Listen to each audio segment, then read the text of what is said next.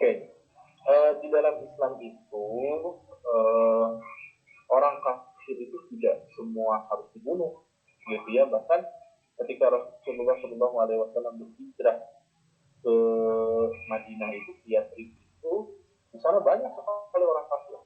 Dan bahkan yang mendominasi kehidupan Madinah pada saat itu, pada awal-awal Islam mulai berkembang di Madinah itu adalah orang-orang kafir. Dari mulai orang Majusi, kemudian Nasrani, mereka semua berkumpul, gitu ya. Nah, tetapi apakah mereka semua diperangi? Tidak. Yang yang harus kita perangi orang-orang kafir, tidak hanya orang-orang kafir, yaitu termasuk orang-orang yang munafik juga yang harus kita perangi adalah ketika mereka sudah menyalahi aturan yang berlaku di suatu tempat atau di suatu daerah tersebut.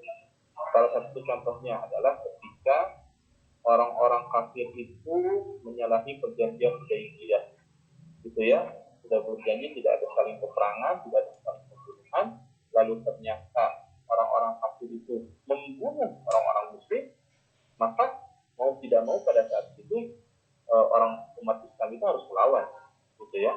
Nah, kalau misalkan keadaannya aman, sama seperti di negara kita, gitu ya, bahkan saya juga kalau belanja itu terkadang ke warung orang non muslim, dalam urusan dunia tidak apa-apa selama tidak ada unsur musyrik, unsur akidah yang terselewengkan, itu tidak masalah. Karena memang dalam surat Al-Kafirun itu dikatakan lakum dinukum waliyadin. Untuk urusan agama, bagimu agamamu, bagiku agama aku. Tetapi dalam urusan yang lain kita istilahnya berniaga, gitu ya, kemudian hidup bertetangga, ya kita harus memenuhi hak mereka. Dan bahkan Rasulullah SAW, bukan Rasulullah, mohon maaf, seorang sahabat Umar bin Khattab radhiyallahu anhu pernah didatangi oleh seorang Yahudi, ya, orang tua Yahudi, kemudian meminta haknya. Kenapa haknya? Karena ternyata di salah satu tempat di Mesir, waktu itu saya lupa lagi sahabat yang menjadi gubernur di sana, yang jelas di Mesir itu, rumahnya itu diserobot oleh pemimpin muslim pada saat itu.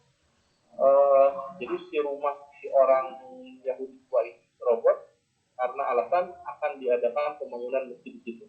Masih orang Yahudi ini meminta keadilan kepada Umar, dan ternyata subhanallah, Umar dengan sangat tegas sekali memberikan sebuah gambaran, ya, dengan cara mengambil tulang, lalu kemudian tulang itu digesrek, gitu ya, digesrek dengan pedang, lalu kemudian disuruh untuk diberikan kepada gubernur yang di sana. Melihat hal tersebut, lalu kemudian gubernur yang di sana mengetahui maknanya bahwasanya tulang itu adalah seseorang pasti akan mati, dan gesekan yang lurus itu menunjukkan bahwasanya agama Islam itu agama yang lurus, tidak boleh menganiaya siapapun selama mereka tidak mengganggu umat Islam. Gitu ya. Jadi akhirnya luar biasa, dengan keadilan Umar, orang tua Yahudi tadi yang asalnya itu tidak mau masuk Islam akhirnya menjadi masuk Islam. Nah, gitu. Jadi tidak semua orang kafir itu harus diperangi, tidak hanya yang memerangi Islam. Betul. Kemudian di sini ada yang bertanya juga, Pak. Nah, mana yang harus didahulukan antara tadarus terlebih dahulu atau mengkaji ayatnya terlebih dahulu? Mana yang harus didahulukan antara membaca dengan mengkaji. Ya, mengkaji. Oke. Sebetulnya gini, kalau membaca Al-Quran itu, jadi Al-Quran itu supaya bisa kita pahami itu harus dibaca dulu dong, ya, karena sepertinya kita tidak akan bisa memahami. Misalkan gini, Pak Anjar menuliskan soal matematik, tanpa dibaca bisa nggak menjawab soal matematika itu? Nggak bisa ya, kecuali asal-asalan ya. Iya. Zaman dulu ngitung ABC gitu ya, pakai hitung kancing. Hitung kancing ya, tinggal seperti itu. Jadi soal 40 hanya dalam waktu 2 menit sudah beres. Nah, karena tidak dibaca ya. Nah, jadi hasilnya juga kan tidak baik. Nah, sebetulnya ini menjadi apa ya? Menjadi sesuatu hal yang pada dasarnya itu bisa dilaksanakan dengan cara beriringan. Ya, pernah ada juga yang menanyakan saya itu, Pak, lebih baik memahami dulu atau lebih baik menghafalkan dulu? Ya, dalam situasi seperti ini saya lebih cenderung berpendapat bahwasannya ketika itu bisa dilaksanakan secara bersamaan, maka laksanakan secara bersamaan. Kenapa? Karena kedua-duanya itu memiliki nilai yang sangat besar di sisi Allah Subhanahu wa taala. Baik bertadarus Al-Qur'an ataupun memahami Al-Qur'an, itu sama-sama memiliki pahala yang besar di sisi Allah Subhanahu wa taala.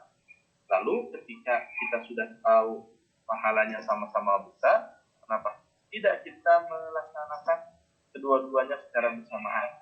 Ya, misalkan kita membaca, kan ada sekarang itu odoj ya, one day one juz, gitu ya. Nah, ketika membaca tadarus Al-Qur'annya, ayat Al-Qur'annya, kita juga membaca artinya, gitu. Kan tidak terlalu susah ya, membaca ayat dengan membaca arti. Terlebih sekarang kan di handphone juga sudah sangat mudah, gitu ya. Nah, ketika ada ayat-ayat yang perlu kita pahami, yang menarik menurut kita, maka kita pun bisa langsung menggali lagi ilmunya. Ini tentang ayat-ayat yang hal-hal yang diharamkan, makanan-makanan yang diharamkan dalam Al-Quran. Hanya ini saja, hanya 4 saja. Nah, kita kaji lagi. Kita bisa baca dalam tafsirnya Ibnu Katsir, dalam dalam kitab Fathul Bari dan lain-lain untuk mempelajari lebih dalam. Gitu. Jadi sebetulnya kalau secara kehidupan ya, kalau secara kehidupan manusia sunatullahnya pasti membaca dulu baru mengkaji, gitu ya. Tapi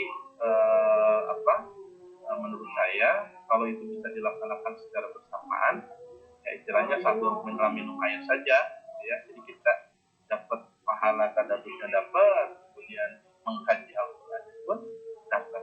Jadi jangan sampai sesuatu kebaikan menghalangi kebaikan lain.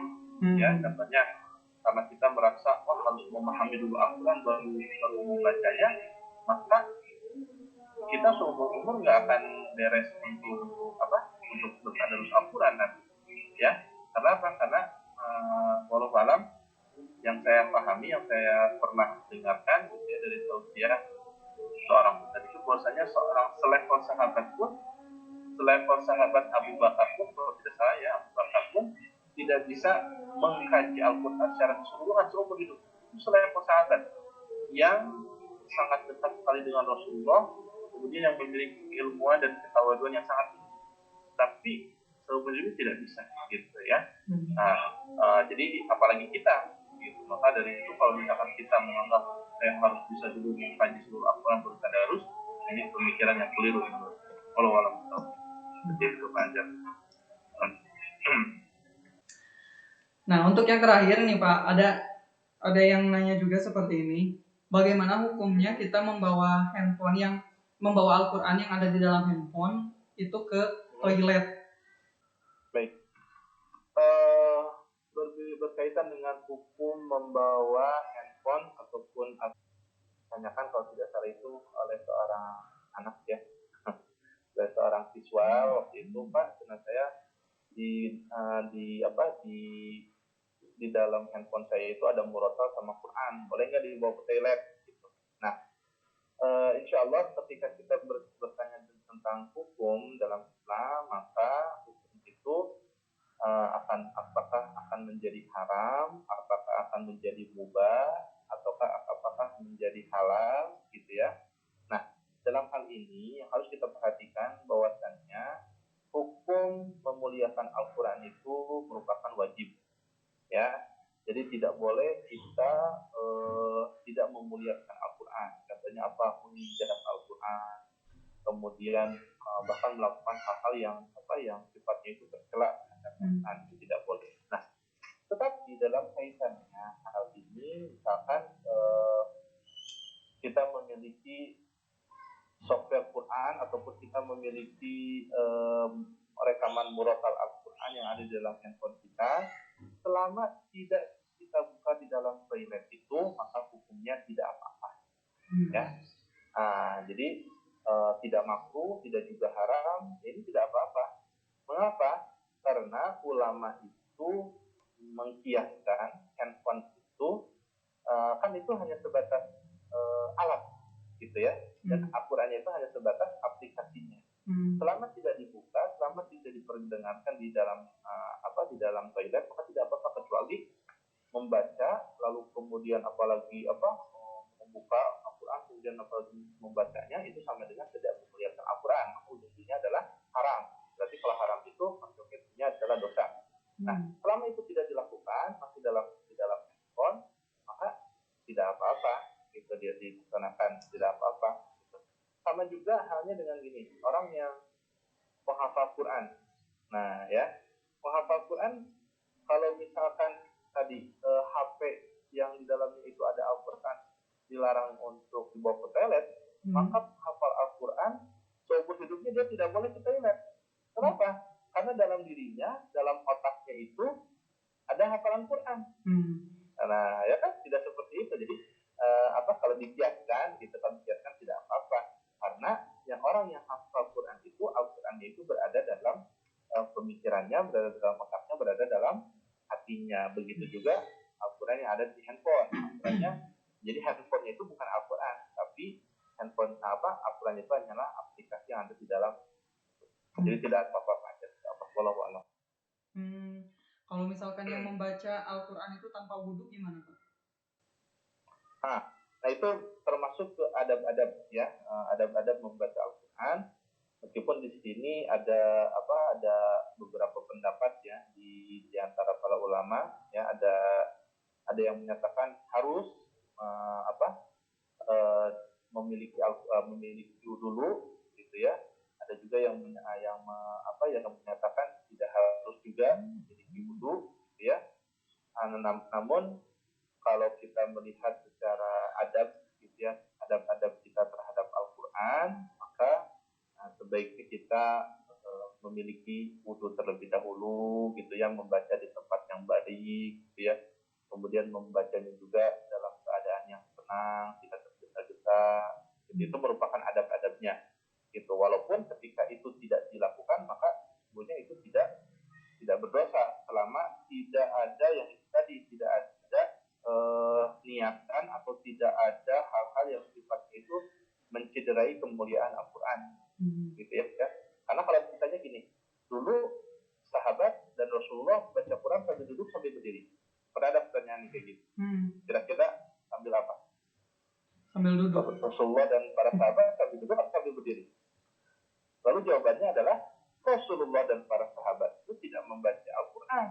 Kenapa tidak membaca Al-Quran? Karena Al-Quran itu dibukukan ketika Rasulullah SAW itu sudah wafat, yaitu di masa kehalifaan Utsman bin Affan sampai Ali bin Abi Thalib. Nah, gitu. Jadi selama Rasulullah hidup itu tidak ada yang di Al-Quran buku sejeblek-jeblek gitu seperti yang sekarang. Gitu. Makanya Al-Quran itu dibaca oleh siapa? Oleh para penghafal Quran, oleh Rasulullah ketika menyampaikan wahyu. Jadi dibaca begitu saja.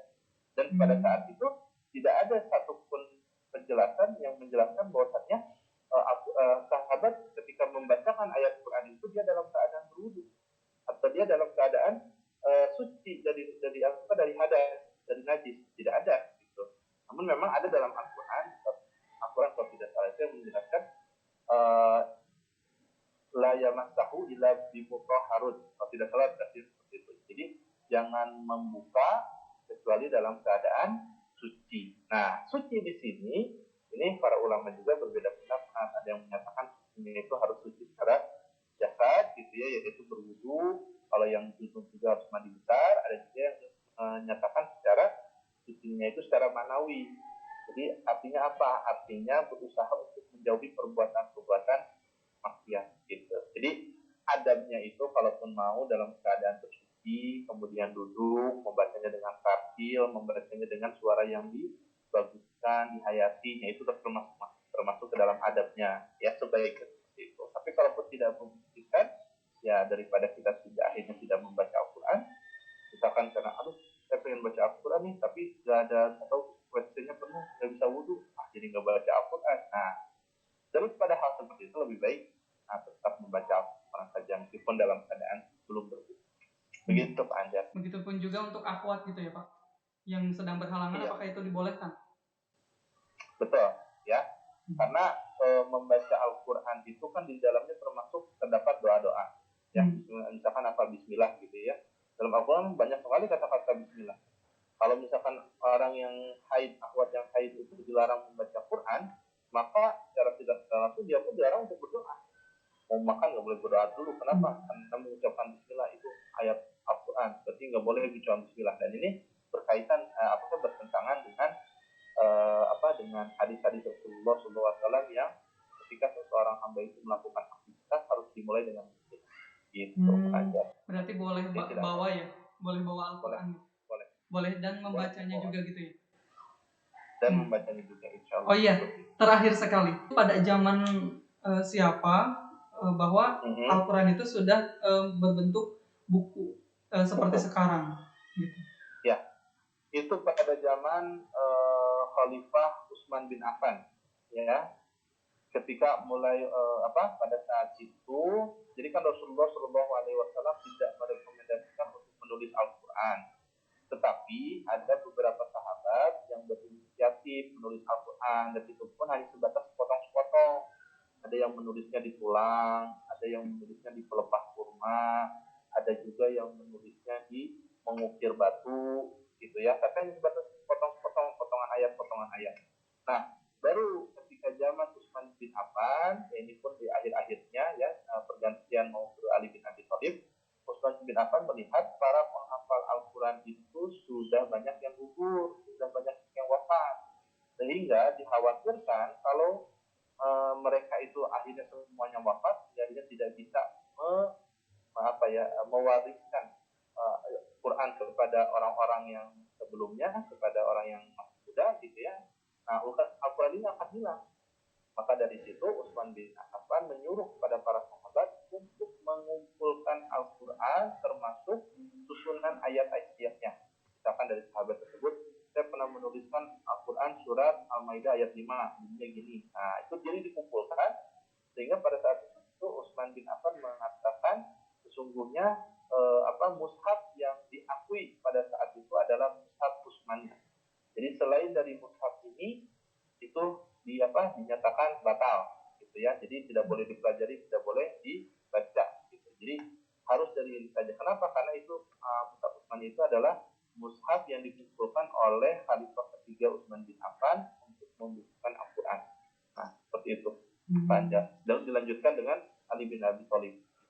Mulai diperbanyak gitu, zaman Ali bin Abi Thalib. Masya Allah, begitu banyak sekali ilmu yang saya dapat hari ini. Baik, terima kasih Pak Zildi untuk hari ini diskusinya. Mudah-mudahan bermanfaat untuk semuanya yang mendengarkan juga, gitu kan. Dan mohon maaf bila ada salah-salah kata. Ya, terima kasih. Kebenaran hanya milik Allah. Betul. Iya. Baik, terima kasih Pak Zildi. Assalamualaikum. Waalaikumsalam warahmatullahi wabarakatuh.